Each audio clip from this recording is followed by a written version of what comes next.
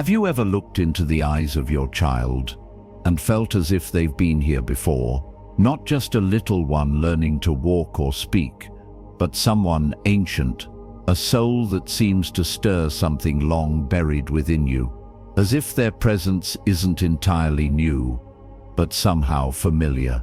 There's a quiet moment, often unnoticed by others, when your child says something that pierces deeper than logic, when their laughter echoes a joy you'd forgotten, or their anger awakens a wound you thought had healed.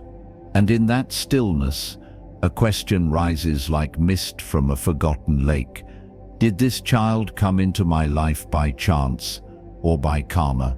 You see, many of us think parenting is a path we choose, a role we step into with love and duty.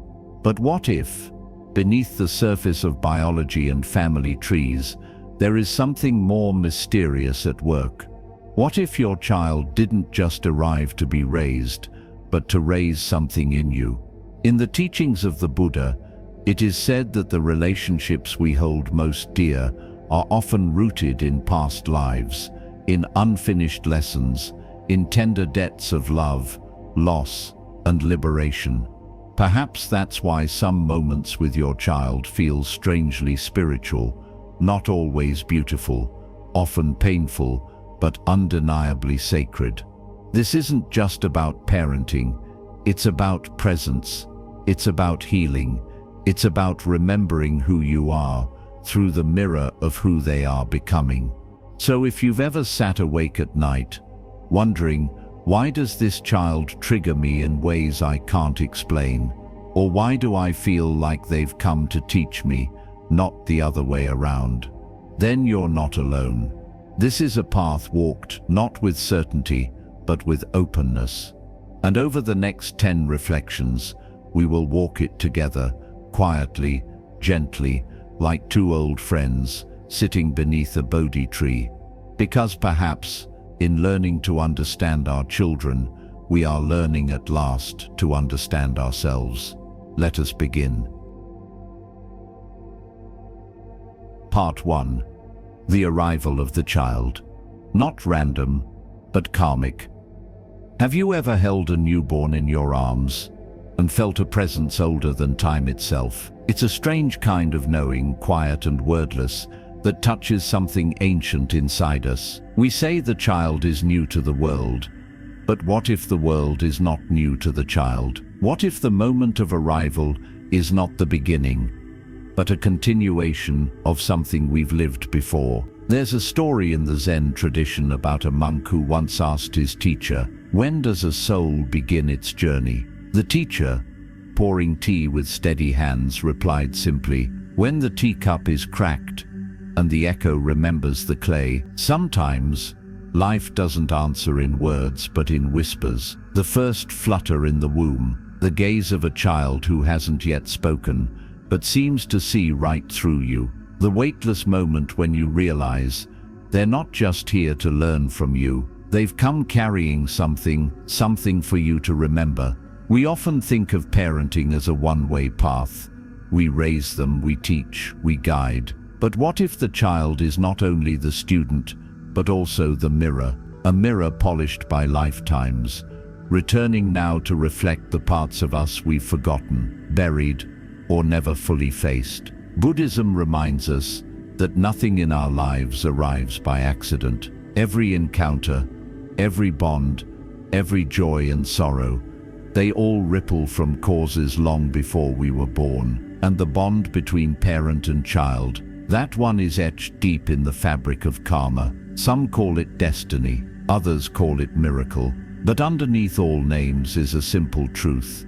The child's soul didn't land in your life by random chance. It was drawn to you, like the river finds the sea, because something between you remained unfinished. A thread not yet tied, a lesson not yet lived. Perhaps that's why, when we meet their eyes, something stirs in us. A love that feels familiar, a fear that rises uninvited, a tenderness that has no words. We're not just preparing to shape a child's life, we're being called to awaken a part of our own. And so the journey begins, not just of raising, but of remembering, of seeing not only the child before us, but the invisible thread that brought them here. That thread may carry joy, it may carry pain, but always it carries meaning. As the Buddha once said, you will not be punished for your anger. You will be punished by your anger. And perhaps the child comes to show us exactly where that anger still hides, or where the love never stopped waiting. So let me ask you this.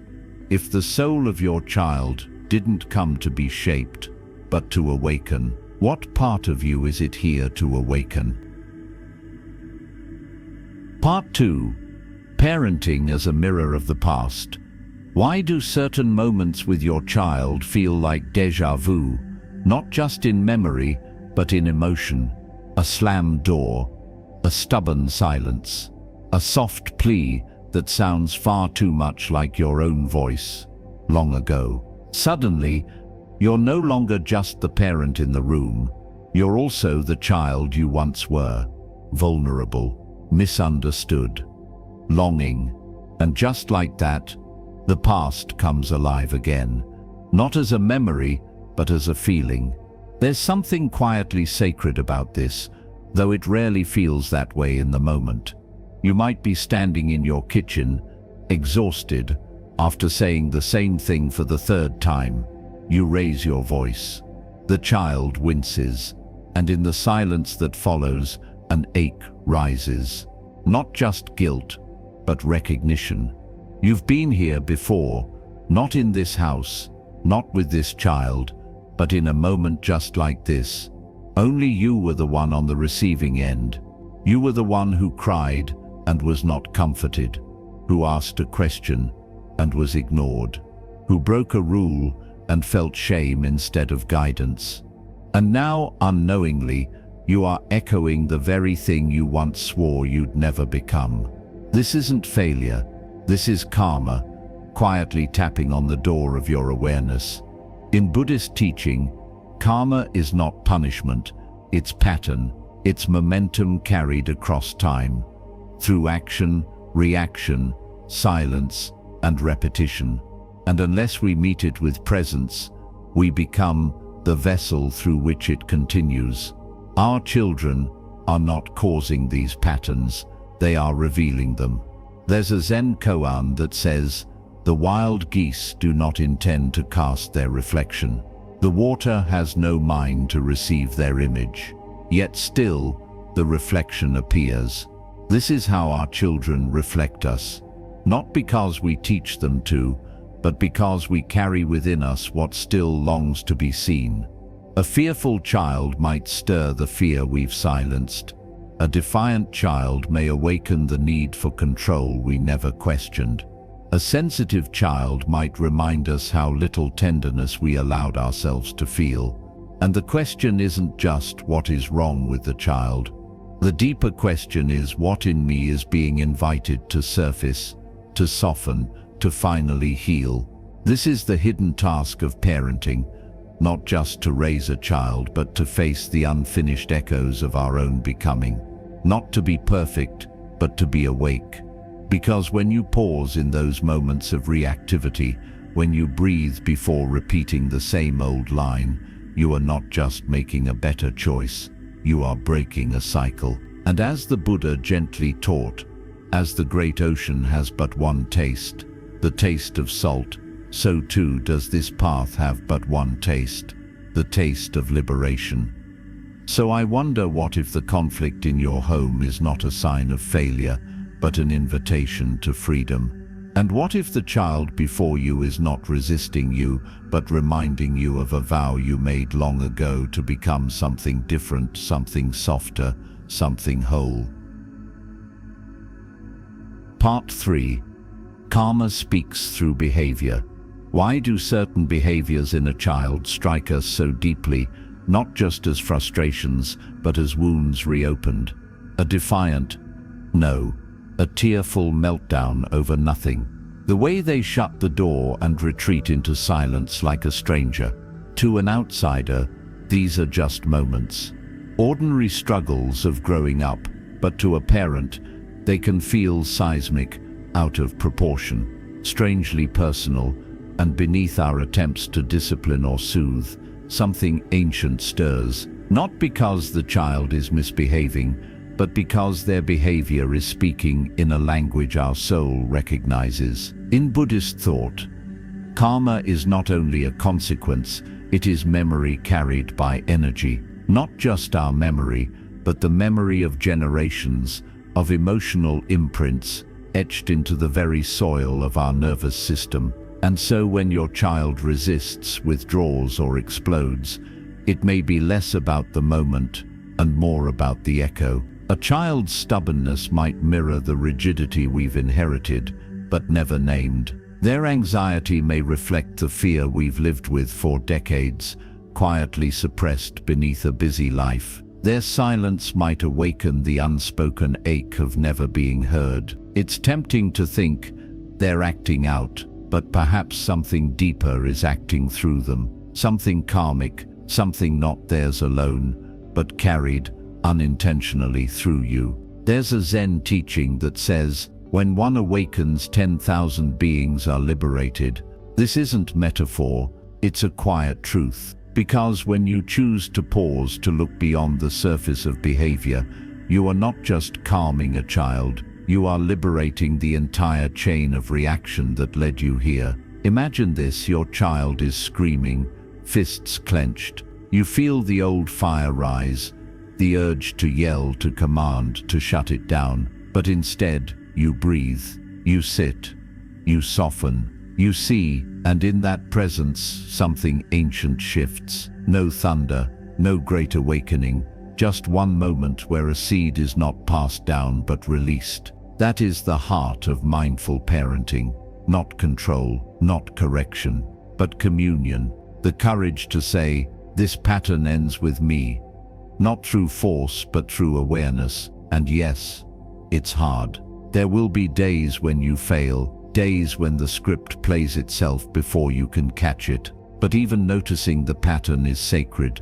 As the Buddha taught, to understand everything is to forgive everything. And understanding begins not with answers, but with attention. So ask gently, the next time your child triggers something inside you, is this about them? Or is this a voice from long ago, asking to be heard? Part 4, The Child Awakens. The Inner Child. Have you ever reacted to your child's tears with a sharpness that surprised you, and then felt your own eyes sting? Not because of what they said, but because something inside you was suddenly crying too. It's one of the quietest truths of parenting, one rarely spoken, often misunderstood, that we are not raising our children alone. We are raising them while carrying a child within us. A child who once longed to be heard, held, and healed. You may not remember the exact moments of your own childhood sorrow, the words left unsaid, the room you cried in alone, the way someone dismissed your feelings with a wave of the hand or a wall of silence. But your nervous system remembers, and that younger version of you, they're still here, watching, waiting, wincing, when the past repeats itself, this time in reverse. There is a moment in every parent's life when this inner child rises, not to disrupt, but to reveal. A tantrum at bedtime becomes unbearable, not because of noise, but because it stirs a buried memory of begging for comfort and being told to toughen up. A child's defiance brings anger, but underneath, a hidden grief.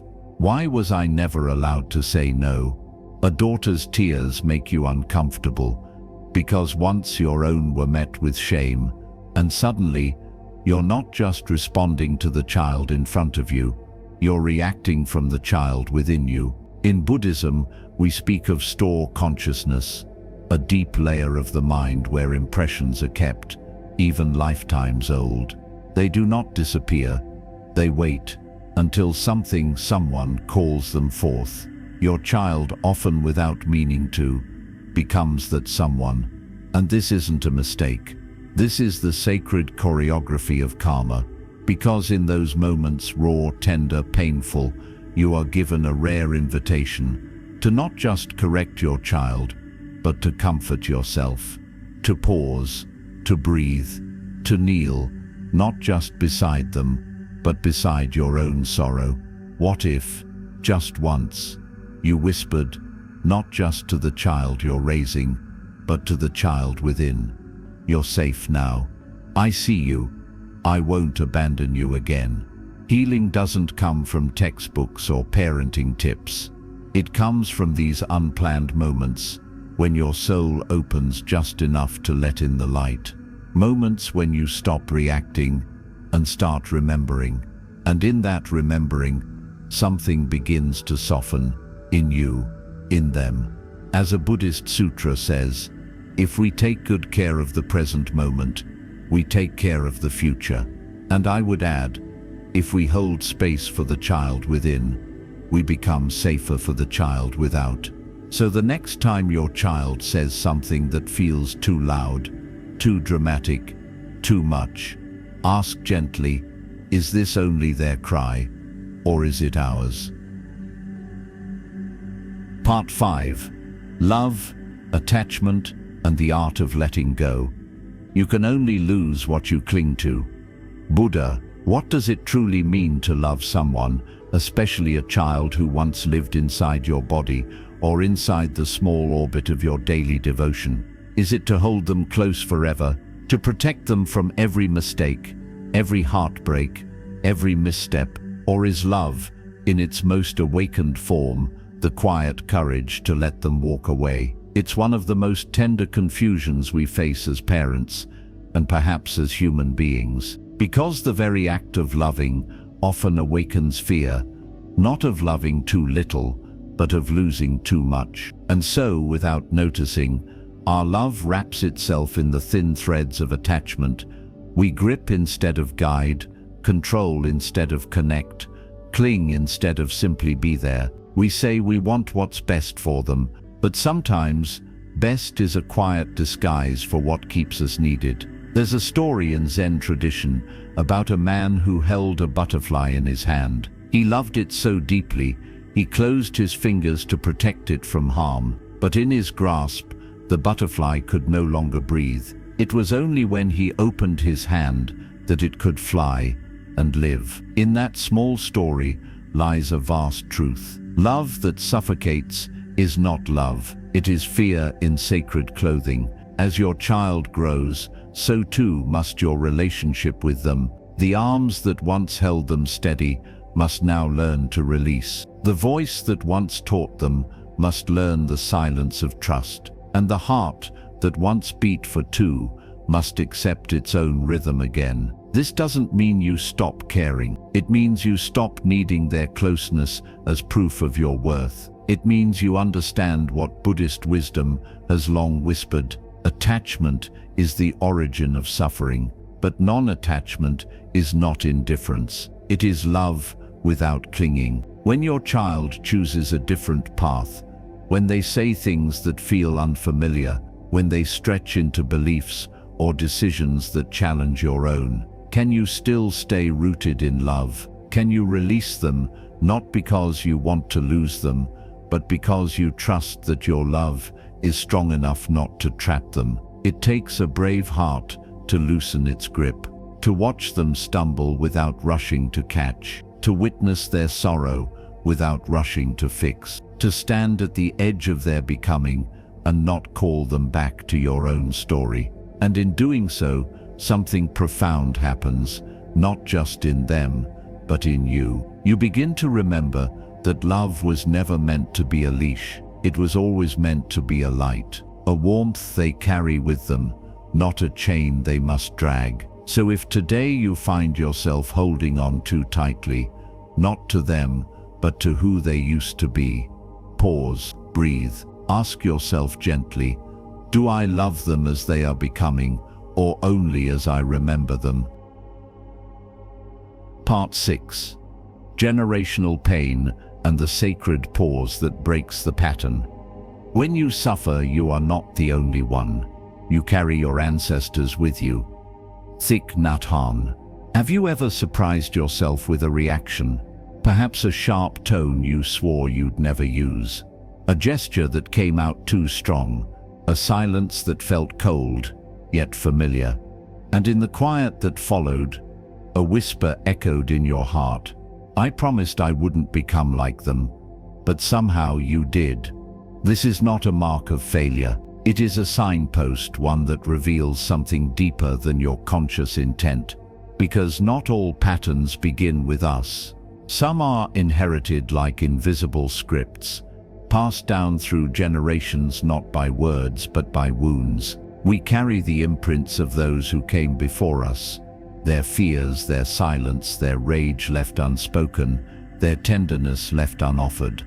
And when life presses on us, especially through the vulnerable alchemy of parenting, those old patterns awaken like seeds long dormant, finding water in our stress, our fatigue, our longing to protect. You don't choose to repeat them, but you do have the chance to recognize them. And that recognition is everything. In the teachings of Buddhism, karma is not just about actions, it is about continuity. The causes and conditions of our ancestors live on through us, not as punishment, but as an opportunity for transformation. When you pause, truly pause in the middle of a reaction, you interrupt not only your own habit, but the momentum of centuries. That's why a single breath, taken in full awareness, can be a revolutionary act. Imagine this: your child says something that pushes your limits. Your body tightens, the words rise. The old voice, not yours but one you've heard before, begins to take shape. And then you stop, you inhale, you see what is happening. Not as a parent failing, but as a human remembering. Remembering that you have a choice. In that pause, the lineage shifts. You are no longer simply reacting from the echoes of your childhood. You are listening to them, holding them, and gently refusing to pass them forward. As one Zen master once said, the most important thing is to remember the most important thing. And in parenting, the most important thing is not perfect behavior, but compassionate presence. Because the moment you choose awareness over autopilot, you become the bridge. The place where pain stops repeating and begins to soften. So the next time you catch yourself in a reaction that feels too old for the moment, ask quietly, whose voice is this, and am I still choosing it? Part 7. Presence over perfection. The parent your inner child needed. You don't need to be perfect. You only need to be present. Buddhist wisdom. There's a quiet lie many of us carry, like a stone in the pocket of our hearts. I must do everything right to be a good parent. And so we try. We read the books, repeat the advice, memorize the calming scripts. We count to 10, suppress the sighs, serve every meal with a forced smile, and yet still the guilt creeps in. Because we snapped, or forgot, or simply felt too tired to listen. In those moments, a voice whispers from somewhere far inside, "You failed." But dear soul, what if I told you that what your child needs most isn't your perfection, it's your presence. Your real, raw, sometimes messy, but always available presence. Not the version of you who always knows what to say, but the one who stays when the words run out. The one who admits, "I'm sorry." The one who kneels down and looks them in the eye, even when you feel broken. There's a reason why those moments of connection, the ones that linger in memory, are rarely perfect. They're honest, they're felt. They carry warmth, not performance. And strangely, the same is true for your inner child. Yes, that part of you. The one who once sat quietly in a bedroom doorway, hoping someone would notice. The one who longed to be seen, not just when behaving well, but when overwhelmed. The one who didn't need fixing, only presence. Every time you pause to truly be there for your child, not hovering, not correcting, but simply being, you become the adult that younger version of you needed. And in that sacred reflection, something begins to heal in both of you. A Zen master once wrote, "When walking, just walk. When sitting, just sit. But above all, don't wobble. To be present is to stop wobbling between what was and what should be. It is to rest in the only place where healing can happen. This moment, this messy, holy, ordinary moment." So when the noise of self-doubt rises again, when the guilt taps your shoulder or shame drapes itself across your chest, pause, breathe, and ask yourself gently, what would love do now? Not perfectly, but honestly. Part 8. The wisdom of softness. Breaking the cycle with compassion. Hatred does not cease by hatred, but only by love. This is the eternal rule. The Dhammapada. Have you ever noticed how the moments when we try hardest to control our children are often the moments we feel most out of control inside ourselves? We raise our voice not because the child is too loud, but because the silence in us has grown too tight. We punish not always because of what they've done, but because we're scared of what it might mean. We grip, we correct, we lecture, and yet something in us still feels unheard. But what if I told you that it's not strength that breaks the cycle, but softness? Yes, softness. That gentle, tender quality we're so quick to dismiss as weakness, but in truth is one of the most courageous acts of love we can offer. Because to soften in the face of resistance, to breathe instead of blame, to listen instead of lash out, requires not the absence of pain, but the presence of deep awareness. A screaming child, a slammed door, a defiant stare. These are not just moments of misbehavior, they are signals, not for punishment, but for presence. In Buddhist teachings we are reminded, with mindfulness we are no longer puppets of our past, and mindfulness at its heart is not harsh. It is not a scolding voice or a sharp correction. It is the soft gaze that sees suffering beneath anger, the open hand that chooses connection over control. Softness does not mean permissiveness. It does not mean letting go of boundaries. It means holding those boundaries with compassion, like a riverbank guides the water, not by force, but by quiet consistency. There is a story from the Zen tradition about a master who was known not for his words, but for his stillness. When a young monk came to him angry and trembling with failure, the master didn't speak. He simply poured a cup of tea, slowly, and placed it in the monk's hands. That warmth, that presence, became the teaching.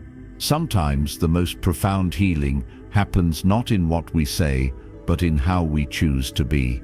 So the next time your child acts out, and the old script begins to play, pause, feel your feet on the ground, feel your breath returning home, and ask yourself, can I meet this storm with stillness? Part 9. Letting go without losing them. Love without clinging. To let go does not mean to get rid of. To let go means to let be. Thich Nhat Hanh. There comes a quiet ache in every parent's heart, a moment when you realize your child is not yours to keep. Protected them, whispered stories in the dark and held their trembling hands through storms. And now, they begin to step away, not out of rebellion, but out of becoming. And something in you whispers, wait, not yet. That whisper is human, tender, honest. But if we're not mindful, it turns into a grip, a silent holding on that wraps around their wings. We disguise it as guidance, concern, or wisdom, but sometimes it's simply fear, fear of being left behind, fear they won't need us, fear that without them close, we might forget who we are. But love, Real love is not afraid of distance. In Buddhist understanding, attachment is not devotion, it is dependence. It is when love forgets its true nature and begins to tighten, to cling, to possess. But as the Buddha taught, attachment is the root of suffering, and so love must evolve. To love without clinging is not to stop caring, it's to care more wisely.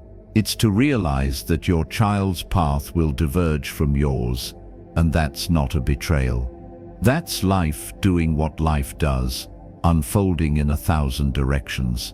Letting go doesn't mean turning away.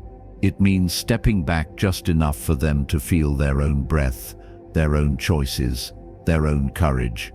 It's becoming the silent root beneath the tree, unseen, but nourishing. Yes, they may fall. Yes, they may choose paths that you don't understand. But love says, I trust you. I trust life in you. Not because I know the outcome, but because I've offered you the soil of presence, and now I trust your soul knows how to grow. One Zen saying puts it like this: the flower falls even though we love it. The weed grows even though we do not. We cannot control the blooming, but we can remain in stillness as it happens. So when your child grows distant, when they no longer ask for your opinion, when they love someone you wouldn't have chosen, or when they walk into a silence you did not expect, pause, place your hand gently on your heart and say, I release you, not from my love, but into your becoming. Part 10. The Final Offering. How Parenting Awakens the Soul. When the student is ready, the teacher appears. But sometimes, the teacher comes swaddled in a blanket, with no words, only presence. There's a moment, subtle but unmistakable, when you realize parenting was never just about them. It was never just about raising a child. It was about raising you. Not the person you show to the world, but the one you forgot. The one who carried old wounds, silent expectations, and the ache of unfinished stories. The one who needed to learn how to feel again, how to forgive, how to love without conditions. And strangely, it was your child, with their tears, their tantrums, their truth, who taught you how. They didn't arrive to fulfill your plans. They came to shake them. They didn't come to learn your path. They came to walk beside you, so you could both remember what was lost. Buddhism teaches that our greatest challenges are often our greatest awakenings. The child who defied you, the moments you felt most broken, the nights you lay awake wondering if you were failing. These were not failures. They were doors. Doors that opened not with keys, but with presence, with choosing to return, again and again, to this very breath, to listen deeper, to respond softer, to meet pain with stillness, not reaction. You see, parenting is not about control. It is not about becoming the perfect example. It is about becoming available to the moment, to the mystery, to the truth, that both you and your child are evolving souls, dancing through karma, untying old knots with each shared day. One of the most beautiful truths in Buddhist thought is this: your suffering is not punishment. It is the breaking of the shell that encloses your understanding. Every tear you've shed in silence, every time you stayed present instead of walking away, every small act of choosing love over fear was not just for your child, it was for you. You were remembering the sacred, you were remembering yourself, and now, if you pause, truly pause, you may feel it, a soft echo inside, a whisper that says, I am more than a parent. I am a soul who has walked through fire and emerged not perfect, but awake. So today, if you've ever doubted whether you did enough, whether your love mattered, whether your presence made a difference, let me say this, from one quiet heart to another: it did, it always has. And though the child may grow, may leave, may even forget, the offering remains. Love, given with awareness, never disappears. It becomes the invisible thread that holds generations together. It becomes the silence in which healing begins. It becomes the final gift, not what you gave to your child, but what, through loving them, you finally gave to yourself. Do you remember that moment from the beginning, when we spoke of looking into your child's eyes and sensing something ancient staring back? That feeling, like their soul had walked with yours long before this life, as if your meeting was not the start of a story, but the next chapter in one long, unfinished poem. That feeling is still here, but now, perhaps, it feels different, softer, less mysterious, and more like a quiet knowing. Somewhere along this path, as we've wandered through laughter, rebellion, silence, and letting go, something subtle has settled into the heart. Maybe this was never about control or correction. Maybe it was about remembering the sacred dance we've always been in. And just now, as I sit with these thoughts, something occurs to me, not as a lesson, but as a whisper. Perhaps we don't raise children at all. Perhaps we just hold the space for them to raise what's been asleep in us. There's a strange tenderness in that thought, a kind of aching peace, like standing at the edge of a field you once ran through as a child, now grown wild with time, and realizing you were never lost. You were simply walking each other home. So tonight, if the house is quiet and your heart is heavy with all the things you wish you'd done better, breathe.